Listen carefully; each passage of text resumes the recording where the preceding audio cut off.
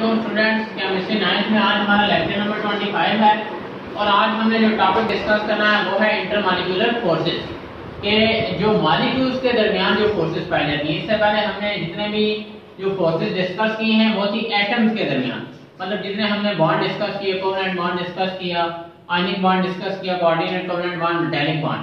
अब हमने डिस्कस करना है कि जो मॉलिक्यूल्स के दरमियान जो फोर्सेस होती हैं वो फोर्सेस जो कैसे ऑपरेट करती हैं। अब उसमें सबसे पहले हमारे पास जो फोर्सेस है वो है डाइपोल डाइपोल फोर्सेस, जो पहली टाइप है इंटरमॉलिक्यूलर फोर्सेस की। अब डाइपोल डाइपोल फोर्सेस क्या होती है? The attractive forces between positive end of one polar molecule. हमारे पास जो पोलर मॉलिक्यूल होते हैं, अब पोलर मॉलिक्यूल हमने जो पिछले लेक्चर में डिस्कस किया था कि पोलर मॉलिक्यूल कौन सा मॉलिक्यूल होता है? ऐसा मॉलिक्यूल जो दो मुख्तलिफ जो एटम्स होते हैं, मुख्तलिफ एलिमेंट के जो एटम्स होते हैं उनके दरमियान जो मॉलिक्यूल बनता है उसे हम क्या कहते हैं? Polar molecule. तो हमारे पास कोई भी जो पोलर मॉलिक्यूल है उसमें जो उसका एक एंड है वो कौन सा एंड है? Positive end of one polar molecule. एक पोलर मॉलिक्यूल का positive and negative end of other polar molecule, और दूसरे पोलर मॉलिक्यूल का नेगेटिव एंड। इन दोनों के दरमियान जो फोर्स ऑफ अट्रैक्शन होगी, इन दोनों के दरमियान जो फोर्स होगी जो उनको बाइंड करेगी आपस में, उसे हम कहते हैं डाइपोल डाइपोल फोर्सेस। डाइपोल का मतलब ये है कि यहाँ पर क्या है, दो मॉलिक्यूल्स हैं जिनके पोल आपस में अटैच हुए हैं, बाइंड हुए हैं। अब हमने ये देखना है कि ये हमारे पास इंटरमॉलिक्यूलर फोर्सेस हैं। इसका मतलब ये है कि यहाँ पर जो फोर्सेस होंगी वो बिटवीन द मॉलिक्यूल्स होंगी, मॉलिक्यूल्स के दरमियान। तो एक मॉलिक्यूल, पहला पोलर मॉलिक्यूल जिसका पॉजिटिव एंड क्या हो रहा है, जो हेल्प कर रहा है फोर्सेस को क्रिएट करने में। अब इसी तरह हमारे पास जो दूसरा मॉलिक्यूल है वो कौन सा है? जो उसका नेगेटिव एंड है, जो आपस में पॉजिटिव एंड और नेगेटिव एंड आपस में बाइंड किए हुए हैं। अब इस तरह की जो फोर्सेस हैं उनको हम क्या कहते हैं? Are known as dipole dipole forces. जो एक पोलर मॉलिक्यूल और दूसरे पोलर मॉलिक्यूल दोनों के दरमियान जो बॉन्ड पाया जाता है, एक का पॉजिटिव एंड और दूसरा का नेगेटिव एंड आपस में बाइंड होते हैं, जो फोर्स ऑफ अट्रैक्शन क्रिएट होती है उसे हम कहते हैं डाइपोल डाइपोल फोर्सेस। अब उसके बाद हमारे पास जो अगला जो इसके एग्जांपल्स हैं वो क्या हैं? पहले एग्जांपल है हाइड्रोक्लोरिक एसिड, दूसरी है एसीटोन, और तीसरी हमारे पास जो एग्जांपल है वो है क्लोरोफॉर्म की। तीसरी एग्जांपल है क्लोरोफॉर्म की। अब सबसे पहले जो हाइड्रोक्लोरिक एसिड HCl है, अब देखिए ये हमारे पास HCl का एक मॉलिक्यूल है, ये इसका पॉजिटिव एंड है, ये इसका नेगेटिव एंड है। अब इसी तरह हमारे पास ये दूसरा मॉलिक्यूल है HCl का और ये तीसरा मॉलिक्यूल है। अब हमने ये देखा कि हमारे पास ये एक मॉलिक्यूल का नेगेटिव एंड और दूसरे मॉलिक्यूल का पॉजिटिव एंड, ये पॉजिटिव एंड है और ये नेगेटिव एंड। अब ये दोनों आपस में बाइंड हुए हैं, ये दोनों आपस में क्या हुए हैं? बाइंड हुए हैं। अब इन दोनों को आपस में बाइंड करने के लिए, इकट्ठा करने के लिए, जोड़ने के लिए जो फोर्स ऑफ अट्रैक्शन यहाँ पर काम कर रही है उसे हम कहते हैं डाइपोल डाइपोल फोर्सेस। एक मॉलिक्यूल का नेगेटिव एंड और दूसरे मॉलिक्यूल का पॉजिटिव एंड, ये दोनों आपस में जो बाइंड हुए हैं, जो फोर्स है इन दोनों के दरमियान जो बॉन्डिंग की हुई है उसे हम क्या कहते हैं? उसे हम कहते हैं डाइपोल डाइपोल फोर्सेस। अब आपने ये भी देखा कि ये जो दोनों मॉलिक्यूल हैं ये कौन से हैं? पोलर मॉलिक्यूल है। ये दोनों मॉलिक्यूल कौन से हैं? Polar molecule. HCl कौन सा मॉलिक्यूल है? Polar molecule. तो जो दो पोलर मॉलिक्यूल के अंदर जो फोर्सेस होती हैं जो उनको आपस में अट्रैक्ट करती हैं उन्हें हम क्या कहते हैं? Dipole dipole forces. अब उसके बाद हमारे पास जो अगली एग्जांपल है वो है एसीटोन की। अब हमने एसीटोन का ये यहाँ पर जो स्ट्रक्चर है वो ड्रा किया हुआ है। अब इसमें हम देखते हैं कि ये एक एसीटोन का कार्बन और ये जो हमारे पास ऑक्सीजन है। अब हमने ये देखा कि ये ऑक्सीजन ने क्या किया हुआ है? इसने बॉन्ड बनाया हुआ है इस कार्बन के साथ। ऑक्सीजन ने बॉन्ड बनाया हुआ है इस कार्बन के साथ। अब कार्बन के ऊपर क्या है? पॉजिटिव चार्ज है और ऑक्सीजन के ऊपर नेगेटिव चार्ज है। एक जो मॉलिक्यूल है उसका पॉजिटिव चार्ज और दूसरे का नेगेटिव चार्ज। एक मॉलिक्यूल का पॉजिटिव एंड और दूसरे का नेगेटिव एंड, इन दोनों के दरमियान जो फोर्स ऑफ अट्रैक्शन होगी, जो फोर्स ऑफ अट्रैक्शन जिसने इन दोनों मॉलिक्यूल को आपस में बाइंड किया हुआ है, उस फोर्स ऑफ अट्रैक्शन को हम नाम देते हैं डाइपोल डाइपोल फोर्सेस का। अब उसके बाद हमारे पास जो तीसरी एग्जांपल है वो है क्लोरोफॉर्म की। ये यहाँ पर क्लोरोफॉर्म का स्ट्रक्चर ड्रा है। अब इसमें हम देखते हैं कि ये एक पॉजिटिव एंड है और ये उसका नेगेटिव एंड है। अब एक नेगेटिव एंड और दूसरे पॉजिटिव एंड दोनों अलग अलग मॉलिक्यूल हैं। एक मॉलिक्यूल का नेगेटिव एंड और दूसरे मॉलिक्यूल का पॉजिटिव एंड, इन दोनों के दरमियान जो फोर्स ऑफ अट्रैक्शन है उसे हम क्या कहते हैं? किसका नाम देते हैं? डाइपोल डाइपोल फोर्सेस का। तो हमने ये देखा कि ये दोनों पोलर मॉलिक्यूल हैं पोलर मॉलिक्यूल में एक जो मॉलिक्यूल है उसके पॉजिटिव एंड और दूसरे के नेगेटिव एंड के दरमियान जो फोर्स ऑफ अट्रैक्शन पाई जाती है उसे हम क्या कहते हैं, डायपोल डायपोल फोर्सेस कहते हैं। अब उसके बाद हमारे पास कुछ प्रॉपर्टीज हैं डायपोल डायपोल फोर्सेस की।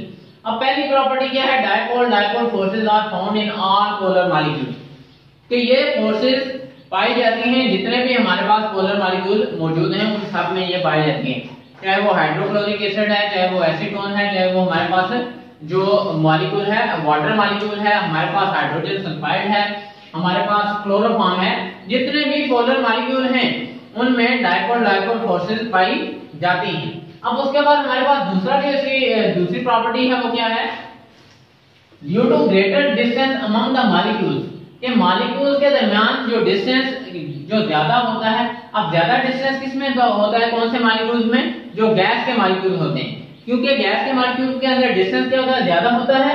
दीस forces are very weak in gases, इस वजह से ये गैसेस में ये फोर्सेस क्या होती हैं, बहुत वीक होती हैं। उसकी वजह क्या होती है कि ये जो हमारे पास ये जो फोर्सेस हैं ये वीक इसलिए होती है गैसेस में, क्योंकि गैसेस के अंदर जो मॉलिक्यूल का डिस्टेंस है वो बहुत ज्यादा होता है। अब उसके बाद जो तीसरा पॉइंट है वो क्या है, these forces operate reasonably in liquids, कि लिक्विड्स में भी ये माकूल हद तक, मतलब ये कि बहुत ज्यादा हद तक ये जो काम नहीं करती, ऑपरेट नहीं करती, दरमियाने दर्जे का इनका ऑपरेशन होता है। मतलब ये कि इनका जो रोल है, जो इनकी फोर्स ऑफ ये अट्रैक्शन है ये लिक्विड में भी जो कम है, लेकिन गैसेस से ज्यादा है, क्योंकि गैसेस की निस्बत लिक्विड के अंदर मॉलिक्यूल का डिस्टेंस कम होता है। ठीक है, तो सबसे ज्यादा ये वीक है गैसेस में, लिक्विड में ये काम करती हैं लेकिन एक मॉडरेट हद तक, दरमियाने दर्जे तक, और सॉलिड में ये अच्छे तरीके से काम करती हैं।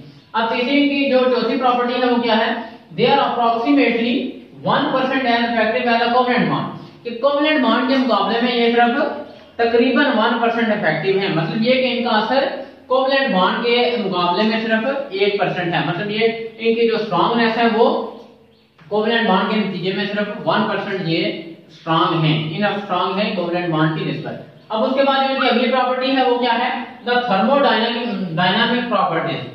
थर्मोडायनामिक प्रॉपर्टीज कौन सी होती हैं, थर्म कहते हैं टेंपरेचर को, हीट को, कि ऐसी प्रॉपर्टीज जो चेंज होती हैं with the change in temperature, या जो टेंपरेचर पर डिपेंड करती हैं जो प्रॉपर्टीज, उन प्रॉपर्टीज वो कौन कौन सी हैं, मेल्टिंग पॉइंट, कि जो हमारे पास कोई भी सॉलिड है वो जो मेल्ट होता है उसका जो टेंपरेचर है वो, बॉइलिंग पॉइंट जो लिक्विड है वो जो बॉयल होता है जिस टेंपरेचर में वो टेंपरेचर, हीट ऑफ सब्लिमेशन और वेपराइजेशन। जो सब्लिमेशन होती है मतलब ये कि सॉलिड जो वेपर्स में कन्वर्ट होता है डायरेक्टली, उसकी जो हमें हीट रिक्वायर होती है। वेपराइजेशन जो हमारे पास लिक्विड है उसको वेपर में कन्वर्ट करने के लिए जो हीट रिक्वायर होती है। Heat of fusion of polar molecular substance, हमारे पास जो पोलर मॉलिक्यूलर जो सब्सटेंस होते हैं उनको आपस में जुड़ने के लिए, फ्यूज करने के लिए जो हीट रिक्वायर होती है, ये जो सारी प्रॉपर्टीज हैं डिपेंड ऑन सच फोर्सेस। ये जितनी भी प्रॉपर्टीज जो बयान की गई हैं ये डायपोल डायपोल फोर्सेस पे डिपेंड करती हैं। इन सब प्रॉपर्टीज की वैल्यू डायपोल डायपोल फोर्सेस की जो स्ट्रांगनेस है उस पर जो डिपेंड करती है। अब क्या डिपेंडेंस है इनकी, स्ट्रॉन्गर सच फोर्सेस, ये फोर्सेस जितनी क्या होंगी, स्ट्रांग होंगी, जितनी ये फोर्सेस क्या होंगी, स्ट्रांग होंगी, higher values of such properties, इन सब प्रॉपर्टीज की वैल्यू क्या होगी, इतनी ही हायर होगी। स्ट्रॉन्गर सच फोर्सेस, जितनी ये जो डायपोल डायपोल फोर्सेस हैं ये जितनी ज्यादा स्ट्रांग होंगी, higher values of such properties, इन सब प्रॉपर्टीज की वैल्यू क्या होगी, बहुत ज्यादा होगी। अब कौन कौन सी properties, melting point, boiling point, heat of sublimation, vaporization, heat of fusion of polar molecular substance, ये जो हमारे पास प्रॉपर्टीज बयान की गई हैं इनकी वैल्यू इतनी ही ज्यादा होगी जितनी मॉलिक्यूल के अंदर जो हमारे पास डायपोल डायपोल फोर्सेस है वो स्ट्रांग होंगी। अब उसके बाद हमारे पास ये पहली जो हमारे पास इंटरमॉलिक्यूलर फोर्स थी, डायपोल डायपोल फोर्स। अब हमारे पास जो दूसरी इंटरमॉलिक्यूलर फोर्स है वो कौन सी है, हाइड्रोजन बॉन्डिंग। अब हम इसको डिस्कस करते हैं, the attractive force between the partial positive hydrogen atom, के जो हमारे पास जो पार्शियल पॉजिटिव ऐसा हाइड्रोजन एटम जिसके ऊपर जुज़वी पॉजिटिव चार्ज है, मतलब ये कि परमानेंट चार्ज नहीं है, पार्शियल पॉजिटिव चार्ज है हाइड्रोजन एटम, उसके दरमियान force of attraction and a more electronegative atom of other molecule.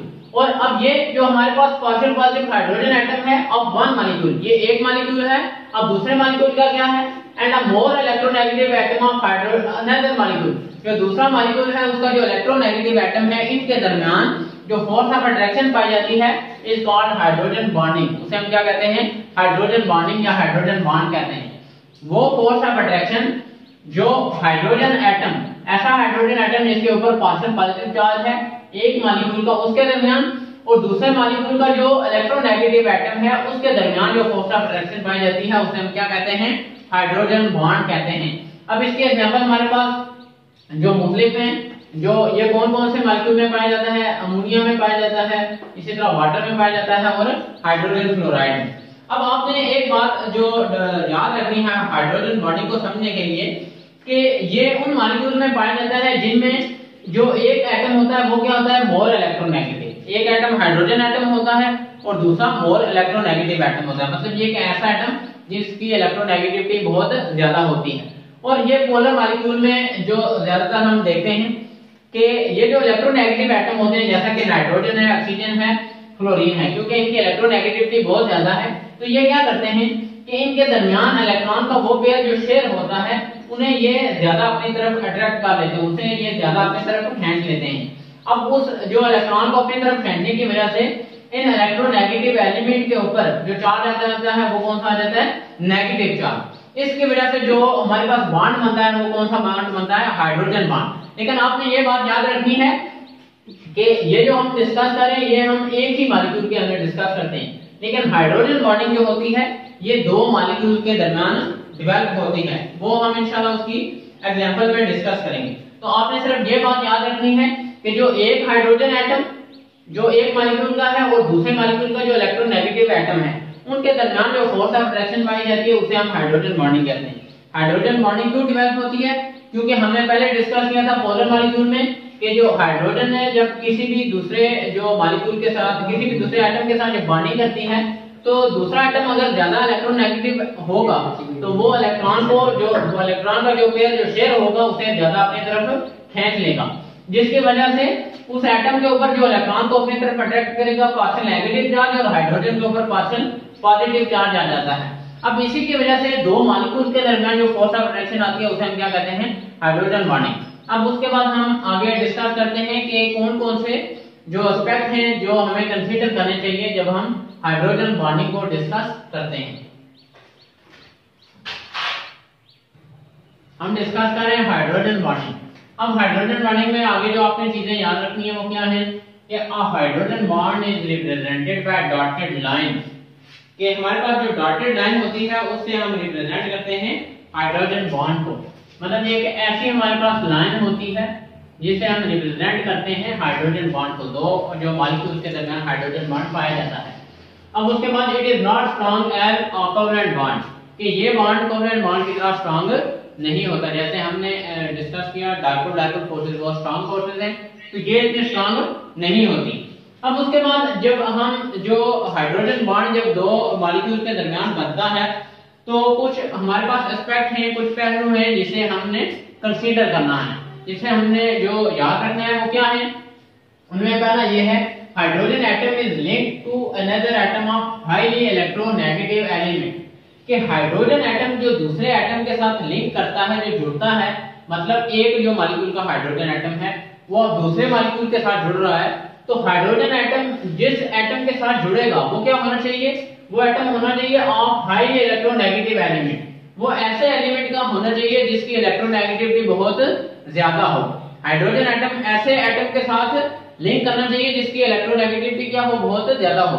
अब मिसाल के तौर पे वो ऑक्सीजन होना चाहिए, वो फ्लोरीन होनी चाहिए, वो नाइट्रोजन होना चाहिए जिनकी इलेक्ट्रोनेगेटिविटी क्या है? बहुत ज्यादा है। And develop sufficient partial positive charge. अब इलेक्ट्रोनेगेटिविटी दूसरे एटम की ज्यादा है, इस वजह से हाइड्रोजन के ऊपर कौन सा चार्ज डेवलप होना चाहिए? पार्शियल पॉजिटिव चार्ज डेवलप होना चाहिए। वो उसी वक्त डेवलप होगा जब हाइड्रोजन किसी ऐसे एटम के साथ लिंक करेगी जिसकी इलेक्ट्रोनेगेटिविटी बहुत ज्यादा होगी। अब इसी तरह दूसरा पॉइंट हमारे पास क्या है? The highly electronegative element. हमारे पास जो वो एलिमेंट जो जिसकी इलेक्ट्रोनेगेटिविटी बहुत ज्यादा है is also present in the second molecule of the same kind, कि उसी तरह का जो सेकंड मॉलिक्यूल है उसमें वो एलिमेंट मौजूद होना चाहिए। ऐसा ना हो कि वो एलिमेंट दूसरे मॉलिक्यूल में मौजूद ना हो। ठीक है, हमारे पास जो हाई इलेक्ट्रोनेगेटिव एलिमेंट है वो दूसरे मॉलिक्यूल में भी मौजूद होना जरूरी है। अब वो मॉलिक्यूल उसी किस्म का भी हो सकता है और ऑफ डिफरेंट काइंड, या किसी दूसरी किस्म का भी हो सकता है। वो जिस मर्जी काइंड का हो लेकिन उसमें वो एलिमेंट मौजूद होना चाहिए। मिसाल के तौर पे अगर वो ऑक्सीजन है तो वो दूसरे मॉलिक्यूल में भी ऑक्सीजन एलिमेंट मौजूद होना चाहिए। अगर वो नाइट्रोजन है तो दूसरे मॉलिक्यूल में भी नाइट्रोजन मौजूद होनी चाहिए। अगर वो फ्लोरीन है तो दूसरे मॉलिक्यूल में भी फ्लोरीन प्रेजेंट होनी चाहिए। अब उसके बाद हमने ये देखना है कि स्ट्रेंथ ऑफ हाइड्रोजन बॉन्ड, कि हाइड्रोजन बॉन्ड की स्ट्रेंथ क्या है, ये कितना मजबूत होता है। तो क्या है, ये वीक बॉन्ड है, ये हमने पहले डिस्कस कर लिया कि ये इतना स्ट्रॉन्ग बॉन्ड नहीं है, ये क्या है, वीक बॉन्ड है। इसकी जो बॉन्ड एनर्जी है वो कितनी है, 10 to 45 किलो जूल पर मोल, ये इसकी बॉन्ड एनर्जी है। मतलब ये कि जब ये बॉन्ड ब्रेक होता है तो हमें इतनी एनर्जी हासिल होती है। अब इसकी जो बॉन्ड एनर्जी है वो डिपेंड किस चीज पे करती है, वो डिपेंड करती है दो चीजों पे, एक इलेक्ट्रोनेगेटिविटी पे, मतलब ये कि जो दूसरा जो हाईली इलेक्ट्रोनेगेटिव एलिमेंट है उसकी इलेक्ट्रोनेगेटिविटी कितनी है, जितनी जो हमारे पास उसकी इलेक्ट्रोनेगेटिविटी ज्यादा होगी बॉन्ड एनर्जी भी इतनी ही ज्यादा होगी। इसी तरह हमने दूसरी चीज ये देखना है कि size of atom link to hydrogen atom, कि हाइड्रोजन के साथ जो एटम जिसने लिंक किया हुआ है, जो जुड़ा हुआ, उसका साइज क्या है। वो एटम जितना उसका जो साइज है वो ज्यादा होगा, हमारे पास क्या होगा, इतनी ही ज्यादा बॉन्ड एनर्जी भी होगी। तो बॉन्ड एनर्जी दो चीजों पे डिपेंड करती है, एक इलेक्ट्रोनेगेटिविटी पे, जितनी ज्यादा इलेक्ट्रोनेगेटिविटी इतनी ज्यादा बॉन्ड एनर्जी। दूसरा साइज ऑफ एटम, वो atom link to the hydrogen, जो हाइड्रोजन के साथ लिंक है, जुड़ा हुआ है, उसका साइज क्या है। जितना ज्यादा साइज होगा इतनी ही हमारे पास क्या होगी, इतनी ही ज्यादा हमारे पास बॉन्ड एनर्जी होगी। अब यहाँ पर कुछ जो बॉन्ड एनर्जीज है वो लिखी गई है। तो जो पहला बॉन्ड है हाइड्रोजन बॉन्ड, वो किसके दरमियान है, हाइड्रोजन और फ्लोरीन के दरमियान। हाइड्रोजन और फ्लोरीन के दरमियान जो ये मॉलिक्यूल है, हाइड्रोजन फ्लोराइड जो होता है, इनके दरमियान जो बॉन्ड बनता है उसकी एनर्जी कितनी होती है, 45 किलो जूल पर मोल। मतलब ये कि वो बॉन्ड जब ब्रेक होगा हमें इतनी एनर्जी हासिल होगी।